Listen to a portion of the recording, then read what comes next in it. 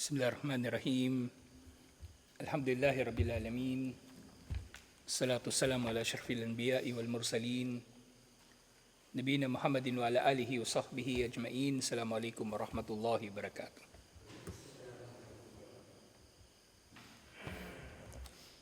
So inshallah, adabul muta'allimin. So pinagpapatuloy pa rin natin yung tawjihatu muallimis sigar. Gabay at payo para sa mga nagtuturo sa mga bata. Naputol tayo nung nakaraan doon kay Abu Yusuf, na estudyante ni Abu Hanifa, na maaga nga siya naulila. Kaya yung kanyang ina, pinagtatrabaho siya doon sa mananahi. Pero tumatakas siya, pupunta siya kay Abu Hanifa para mag-aral. So dito, may kita natin yung interest din ng bata. Kaya ipinagtanggol siya ni Abu Hanifa na maupo na lang siya doon sa pag-aaral ni Abu Hanifa. Kasi may kita mo naman sa tao yung may interest at may kita mo rin sa tao yung walang interest. O hindi naman walang interest. Minsan nga umaabot na yung tao sa limit ng kanyang kakayanan. Kasi nga, katulad ng palagi kong sinasabi, ang talino o ang husay ng tao ay hindi nasusukat sa isang bagay lang. Ang masama sa mundong ito ngayon, isang bagay lang ang ginagawa nilang sukatan ng talino ng tao. Mataas na grade. Yun lang. Pero marami pang pwede pakitaan ng talino ang tao. Maraming tao matataas ang grade pero walang saysay. Walang kwenta sa lipunan. Walang ambag. Pero wisyo pa yung iba. Kasi grade lang ang ginawa nilang batayan ng talino ng tao. Kaya nga, si Allah, yung mga sahaba radiyallahu anhum, nailagay niya sila sa mga tamang kalalagyan nila kung saan sila pinakamahusay. Kung saan sila pinakamahusay. Yung mga mahusay magkabisado, nandun, nagkabisado nga ng Quran. Yung mga mahusay mag-jihad, nandun nga, nag-jihad. Hindi isang bagay lang yung naging sukatan ng kanilang talino. Kaya nga may kasabihan, di ba? Huwag na huwag susukatin ng tao ang husay ng isda sa pamagitan ng pag-akit sa puno. Hindi makakakit ng puno ang isda. Kung yun ang gagawin natin, kumbaga sa mga tao, hindi natin mailalagay ang tao sa tamang kalalagyan nila at hindi natin mamamaximize yung kanilang potential. Kasi may kanya-kanyang husay ang tao. At ganyan din tayo sa ating sarili. Huwag natin pilitan ng ating sarili sa bagay na hindi na natin saklaw, kumbaga, o hindi na abot ng ating skill. Merong ibang skill na maaring hindi natin pinapansin, pero doon pala tayo mahusay.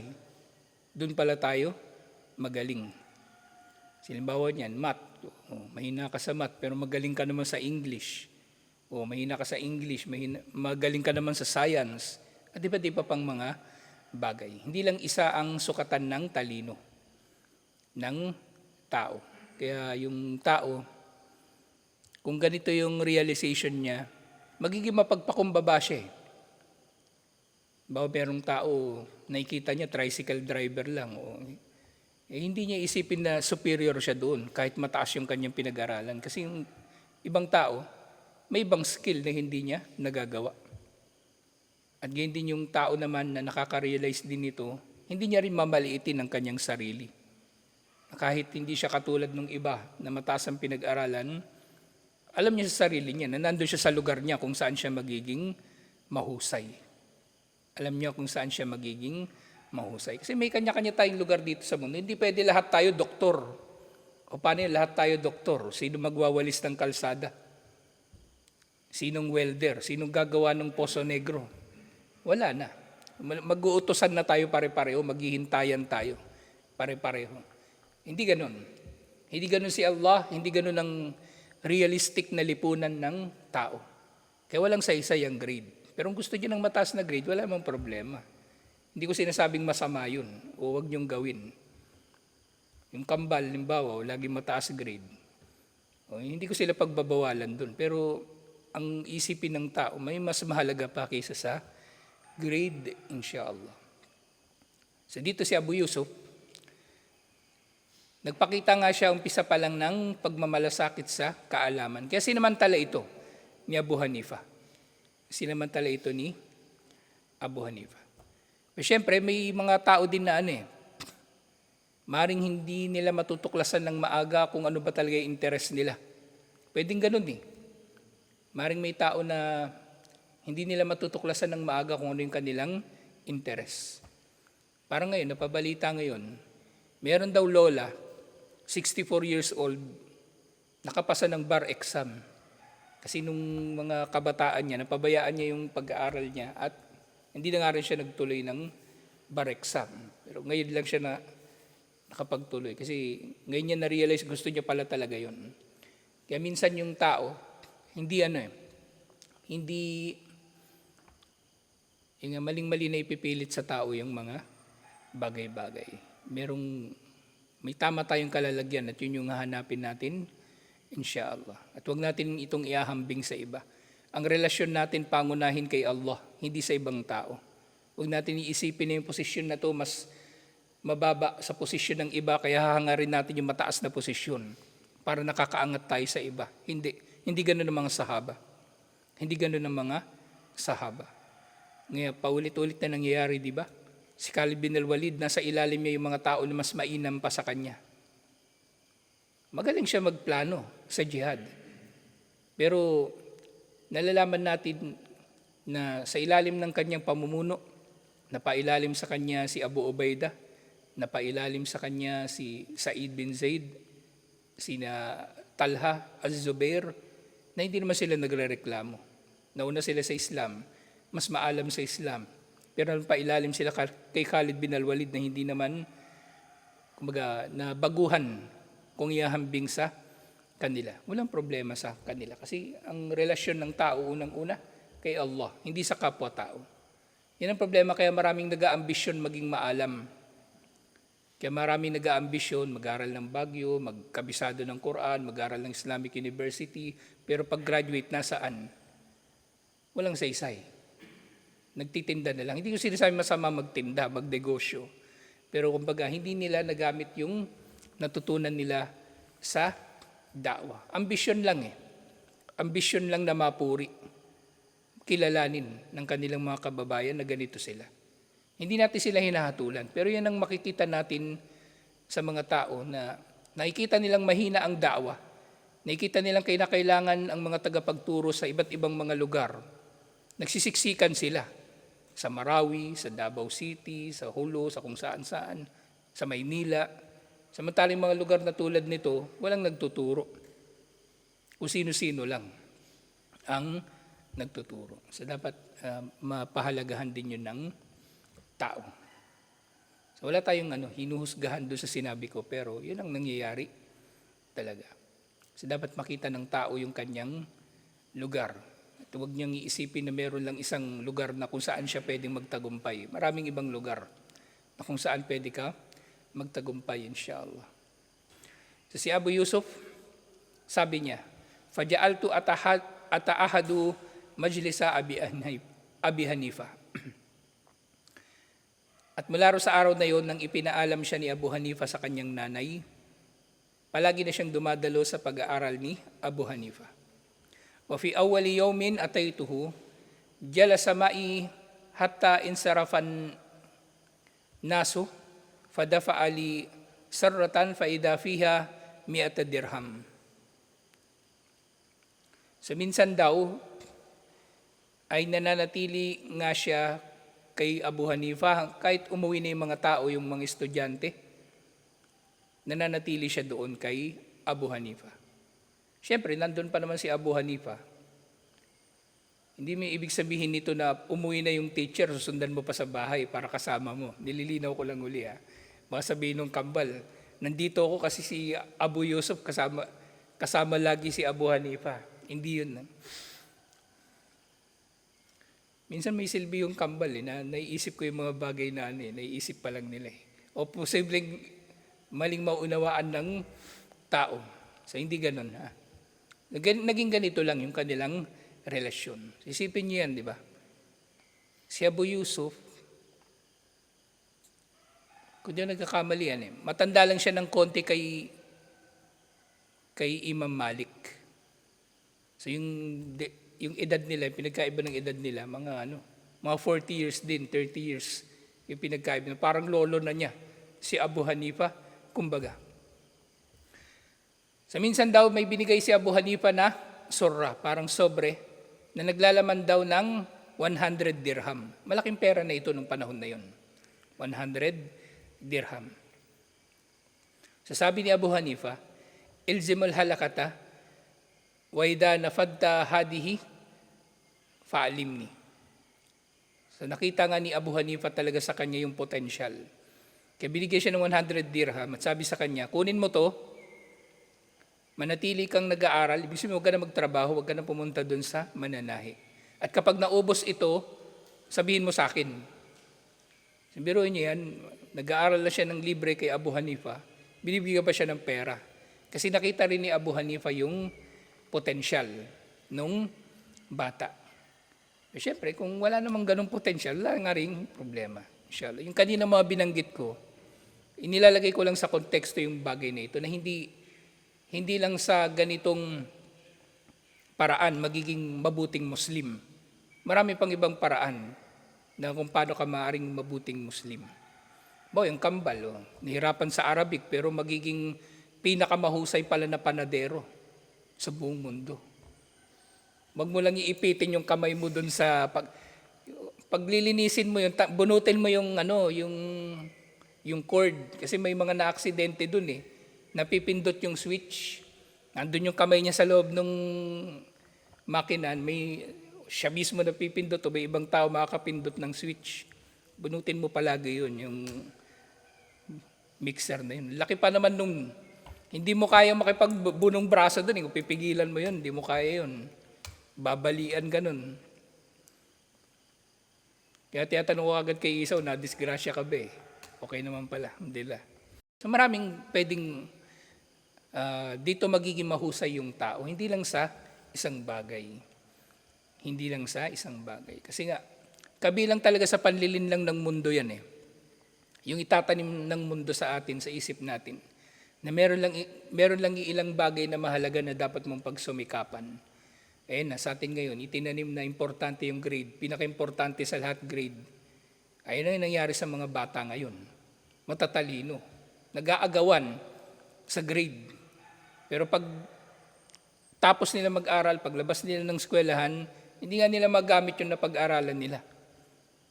Kasi yun lang sila, grade lang. Kasi nangopya, nagdakaw ng project, nanabutahin ng project para sila yung mangunguna sa mga grade. Hindi yun. Tapos itinanim sa atin ng mundo na ito na dapat pogi ka o maganda para magkaroon ka ng saysay sa lipunan. Hindi rin ganun sa Islam. Hindi ganun sa Islam. Walang halaga ang mga bagay na yun. Yung aya, inna akramakum indallahi atqakum, tunay na ang pinaka marangal sa inyo sa paningin ni Allah ay ang pinaka may takot sa inyo kay Allah.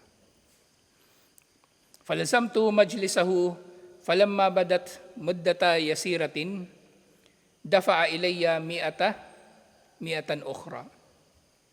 So nanatili nga siya doon kay Abu Hanifa. At lumipas yung ilang panahon at nagbigay muli siya ng 100 dirham uli. Thumma kana yata'ahaduni fama taraka li khalatan fanafa'ani Allahu bi'amalihi hatta takalladtu al-qada zaman al-khilafa al-hadi. Inshallah. So yun nga sabi na nanatili raw siya doon kay Abu Hanifa at hindi raw siya pinabayaan talaga ni Abu Hanifa hanggang sa biyayaan siya ni Allah na siya na yung naging judge sa panahon ng khalifa na si Al-Hadi. Thumma fi zamani Harun sara lakiya kadil qadat lianni kuntu ursilul qadat ila al-aqalim. So nung panahon na ni Harun al-Rashid, ibig sabihin si Abu Yusuf pala at si Imam Ahmad, At si Imam Shafi'i, si Imam Malik, maaring nagkatagpo-tagpo pa silang apat. Naging siya na yung Chief Justice sa panahon ni Harun al-Rashid. Bata pa si Imam Ahmad nung panahon ni Harun al-Rashid. Kasi si Imam Ahmad naging alim na siya dun sa panahon na ng mga anak ni Harun al-Rashid. Yun na yung mga sa kanya, nagpakulong. Sina Mutawakkil at yung iba, parang 2 anak yata ni Harun al-Rashid yung naabutan ni Imam Ahmad na siya yung pangunahin na scholar sa Baghdad. So naging Chief Justice na siya nung panahon ni Harun al-Rashid at siya yung nagpapadala ng mga hukom ng mga judge sa iba't ibang mga lugar, sa iba't ibang mga rehiyon. Wa kuntu ujalisur Rashid fabayna ana dhata yawmin indahu id utiya bitaamin. Minsan daw kasama niya si Harun al-Rashid at may ibinigay sa kanila na pagkain. Faqala li kul ma hada, kul min hada, ya Aba Yusuf. Kumain ka nito, Abu Yusuf. Sabi sa kanya ni Harun al-Rashid. Fa innahu la yusna'u lana fi kulli waqtin. Kumain ka nito kasi hindi natin nakakain nito palagi. Bihira nila itong makain. Kahit ang khalifa, bihira niya na ito na makakain. So nagtanong si Abu Yusuf, wa ma hada ya Amirul Mu'minin? Ano ito, Amirul Mu'minin? So si Harun al-Rashid, ang tawag na rin sa kanya ng mga tao, Amirul Mu'minin. Sino yung kauna-unahan na tinawag na Amirul Mu'minin? Si Umar bin Khattab radiyallahu anhu. Qala hadal faladaj bidahni al-fastak. Ito yung pagkain na sinasabi ni Abu Hanifa sa nanay ni Abu Yusuf, na balang araw ay kakainin ni Abu Yusuf. Naalala nyo, di ba, last week, pinapauwi nung nanay ni Abu Yusuf si Abu Yusuf mula dun sa pag-aaral ni Abu Hanifa para magtrabaho dun sa mananahi. Pero sabi ni Abu Yusuf, hayaan mo siya mag-aral dahil maaring balang araw kakain siya ng pagkain na ito. Yung faludaj bidahni al-fastak. At nangyari nga.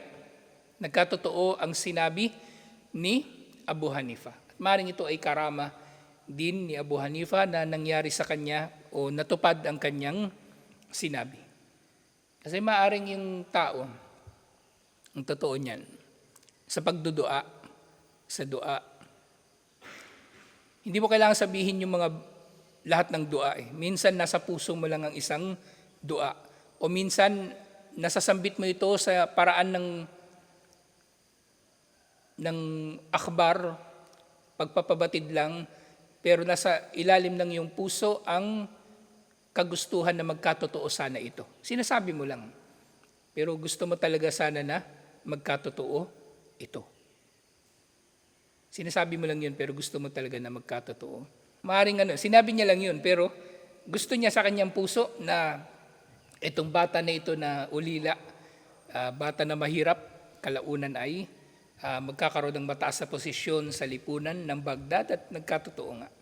Hindi mo kailangan nasasabihin yung mga bagay-bagay. Kasi si Allah, sa puso pa lang natin nakikita na niya yung mga bagay-bagay. Yan si Rashid, yung tanong niya kagabi, paano pag may nagbigay sa kanya? Sasabihin pa ba niya na ito ay nanggaling kay Allah? Hindi mo na kailangan sabihin yun. Nasa puso mo na yun. Nasa puso mo na yun. May nagbigay sa'yo, sapat na nasabihan mo siya ng pasasalamat. Jazakallahu khairan o kaya syukran o ano pa man. Hindi mo kailangan magkhutbah. Tatanggapin mo yung pera, di ba? Tunay na biyaya nito, lahat ay nanggaling kay Allah subhanahu wa ta'ala at pinadaan lamang sa kamay mo. At tinatanggap ko ito ngayon. Hindi na. Nasa puso mo na yun, inshallah. So yun, fa-tabassamtu. Napangiti daw siya nung inabot sa kanya yung pagkain na yun. Faqala Rashid, tinanong siya ni Harun al-Rashid,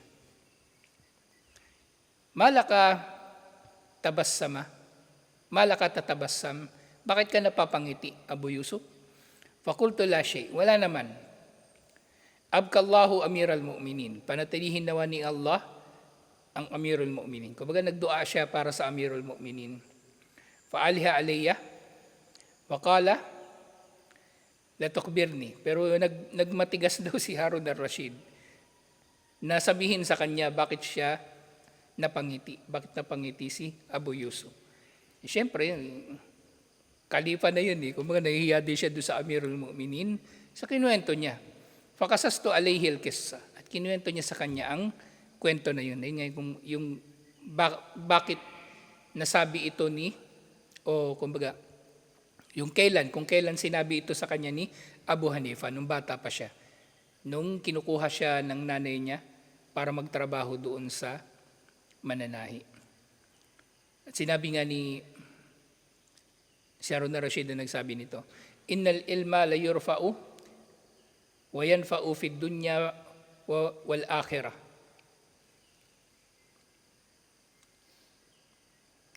Tunay ng kaalaman ay kukunin at magdudulot ng pakinabang sa mundo at sa kabilang buhay. So, nalalaman ni Harun al-Rashid na ang kaalaman ay may pakinabang sa mundong ito at sa kabilang buhay, at nalalaman niya na mawawala ito. Darating ang panahon na mawawala ang kaalaman, kaya hanggat nariyan ang kaalaman, i-enjoy na natin, kumbaga. Samantalahin na natin ang kaalaman, inshallah. At sunod sinabi niya, Rahimallahu Abu Hanifa. Kahabagan nawa ni Allah si Abu Hanifa, falakad kana binadri bi'ainin akalahu ma la yanduru bi'aini ra'sahu. Ganun pala. Okay. Falakad kana yanduru bi'aini aklihi ma la yanduru bi'aini ra'sihi. Sasabi ni Harun al-Rashid, kahabagan nawa ni Allah si Abu Hanifa, siya ay nakakakita sa pamagitan ng mata ng kanyang isip at hindi sa mata ng kanyang ulo. Sabihin, malawak at malalim. Kumbaga meron ding foresight si Abu Hanifa sa mga bagay-bagay. So doon pa lang sa pagpili niya kay Abu Yusuf bilang apprentice, nasabi natin apprentice. So malaki ang kumbaga yung nakita ni Abu Yusuf na potential. Ikaw, tug apprentice mo, may paglalaban mo ba yan? Inshallah. May sarili ng bakery yan. Mas malaki pa sa gardenia. Mamimirata lang pala. Mamimirata. Tapos yung pangalan ng bakery niya, Liwanag Bakery. Tapos ang slogan niya, ba't ka pa bibili sa shadow? Meron namang liwanag. Liwanag Bakery. Sa panghuli, dito sa chapter na ito, Ara'ayta al-ilma ya akhil karim. So nakikita mo ba, minamahal na kapatid, kayfa rafa'a gulaman yatiman lijalisal ulama wal khulafa. So nakita mo ba kung paano ang kaalaman ay nag-angat sa isang ulila na siya iniangat ni Allah sa posisyon na siya ay nauupo kasama ang ulama at ang mga khulafa. Walau la dhaka lakana khayatan la ya'rifuhu ahadun. La ya'rifuhu ahadun. Dahil sa kaalaman na ito, si Abu Yusuf naging mananahi na lang na hindi nakikilala ni numan. Hindi naman ibig sabihin nito na importanteng makilala. Pero sinasabi dito, napunta siya sa mas magandang kalagayan na siya ay naging maalam, alhamdulillah. Ma'ajmala ibarat ar-Rashid wa ma'adama mawqifa Abi Hanifa rahimahullah. So napakaganda ng sinabi ni Harun al-Rashid. Ay nga, si Abu Hanifa, nakakakita siya sa pamagitan ng mata ng kanyang pag-iisip at hindi mata na nasa kanyang ulo. At napakadakila nga ng posisyon ni Abu Hanifa rahimahullah. At binanggit dito, al-ilmu zainun wa khairun nasi yatlubu. Tula ito, ang kaalaman ay palamuti at ang pinakamainam sa mga tao ay naghahangad nito. So yung taong, kumbaga kabilang sa mga pinakamainam na tao, naghahangad ng kaalaman. Kaalaman ang unang hahanapin nila, hindi yaman, hindi kasikatan, hindi kagwapuhan, kaalaman. Wal jahiluna li ahlil ilmi a'da'u. At ang mga mangmang para sa mga maalam ay kalaban. Hindi naman sa kinakalaban, kumbaga, ng maalam yung mga mangmang. Pero yung mga mangmang, inaaway nila yung maalam.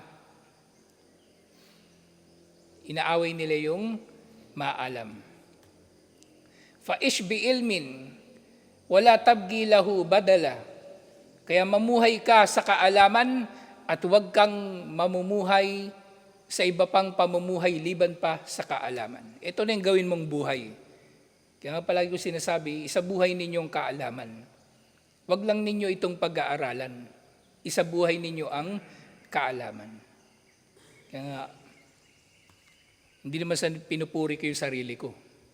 Yung nga, hindi mataas ang pinag-aralan ko sa Arabic. Pero hindi ko kasi pinag-aralan yung Arabic. Sinabuhay ko yung Arabic. Nung nag-Muslim ako, natuto akong konting Arabic. Yung cellphone ko, ginawa kong Arabic. Yung computer, yung Windows, ginawa kong Arabic yun. Pati MS Word, lahat Arabic. Kasama ko sa trabaho, mga Arabo, nung nag-Saudi na ako. Nung nag-Saudi ako, actually, may 1 taon lang ako sa Islam eh.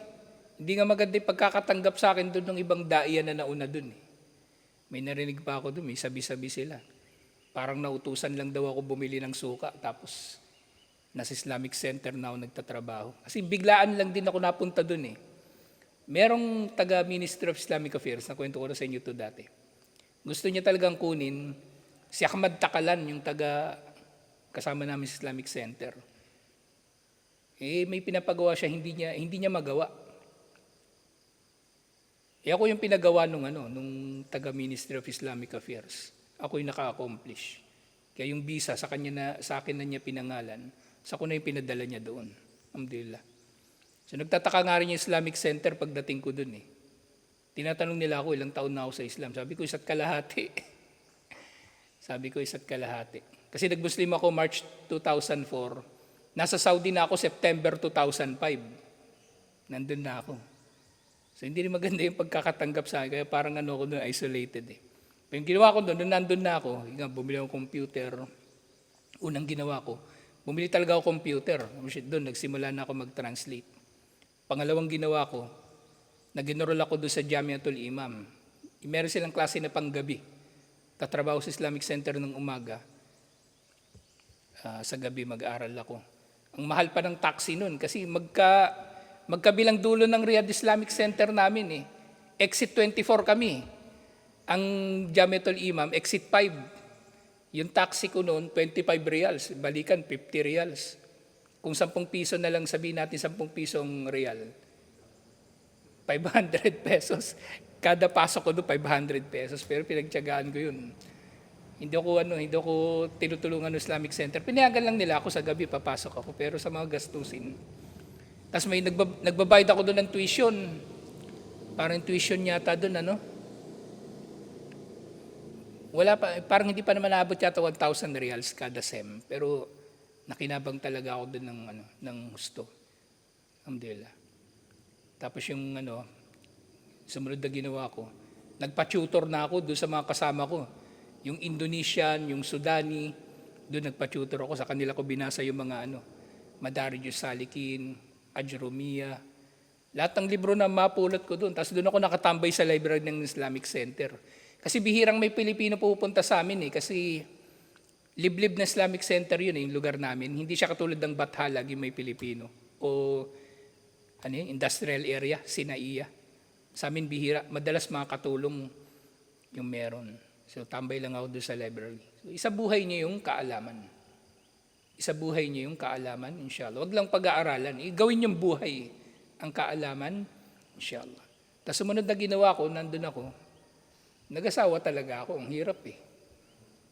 Ang hirap na walang asawa doon. Kaya si Hasan mag-a-abroad, mahirapan ka. Sa pogi mong yan, binata ka doon, mahirapan ka doon.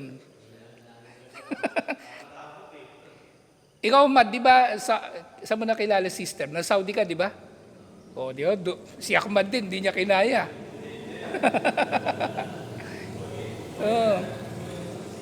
Kaya ngayon kambal, kung yung tatay nyo makaapat doon, wag na kayo magtaka kasi malungkot doon eh.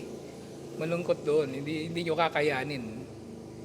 Si Ismael, delikado to doon. Marami pa ng Bisaya doon nag-abroad. Yun yung pag nag-usap na kayo ng Bisaya, wala, lifetime na kayong BFF nun.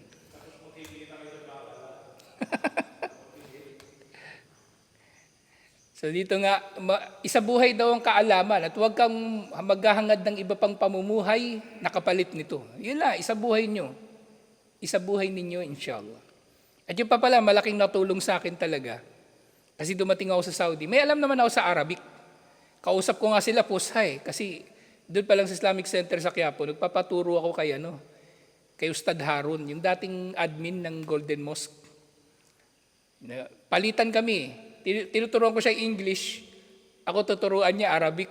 Palitan kami. Kaya nung dumating ako ng Saudi, medyo marunong na ako, pero pusa nga yung gamit ko sa kanila. Kaya natutuwa rin sila sa akin. Tapos yung partner ko, may partner ako, Arabo. Pag nagdadawa kami, hindi marunong mag-English kahit wala. Kaya pag mag-usap kami noon, talagang napipilitan ako mag-Arabic. Tapos siya naman matyaga talaga, mashallah. Pag meron siya sinasabi, hindi ko maintindihan, papaliwanag niya. Minsan sinabi ko sa kanya, may matanda. Gusto ko sabihin sa kanya, may matanda. Sabi ko sa kanya, Rajulun Kadim. Hindi ko alam anong tawag sa kanila Sabi niya, hindi Kadim ang gamit yan. Ang tawag diyan Sheba. Sabi niya. Hada Sheba, sabi niya. Kaya gano'n niya, Hada Sheba. Laysa Rajulun Kadim. Kaya tama niya ako. Tapos yun nakwento ko na rin sa inyo ito noon Yung sabi niya, kolokoy din yun Uso sa Pilipinas yung di ba, yung mga mga kahalayan. Di meron doon yung sabi niya, meron doon yung harap-harapan sa publiko. Daw, yung kabilun, yung gumagawa ng kubla. Sabi ko, anong kubla? Kubla, ganun. Yung naghahalikan pala tinutukoy niya. Sabi ko, marami.